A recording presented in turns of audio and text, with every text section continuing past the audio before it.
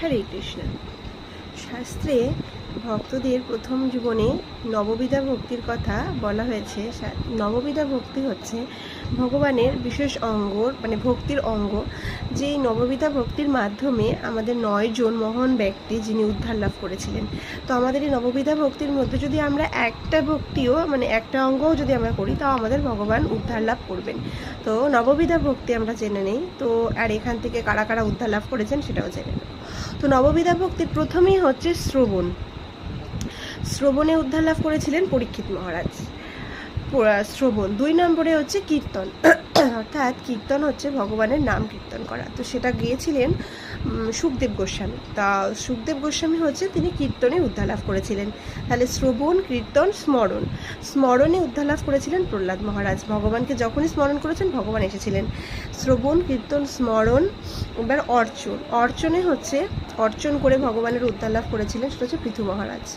অর্চনের পর বন্দন, অর্থাৎ বন্দন হচ্ছে ভগবানের গুণমহিমা, রূপমহিমা কীর্তন করা বা তার লীলা, এটাও হচ্ছে বন্দন।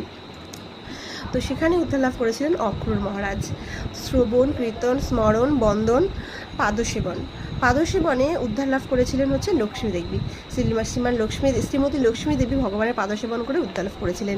তাহলে আমাদের কটা হলো? শ্রবণ, কীর্তন, স্মরণ, অর্চন, বন্দন, পাদসেবন, 6টা হয়ে গেল। এবার 7 নম্বরে সখ্যভাব। সখ্যভাবে উদ্ধার লাভ করেছিলেন অর্জুন।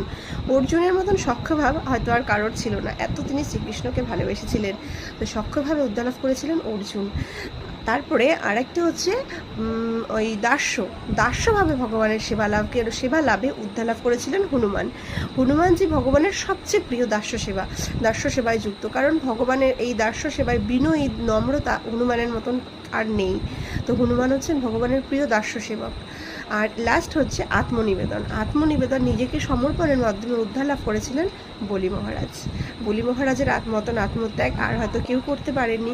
তো বলি মহারাজ এই আত্মত্যাগের জন্য উদ্ধার লাভ করেছিলেন। হরে কৃষ্ণ। আমার এই ভিডিওগুলো যদি আপনাদের ভালো লেগে থাকে তাহলে অবশ্যই আমার পাশে থেকে আমাকে উৎসাহিত করবেন। হরি বল।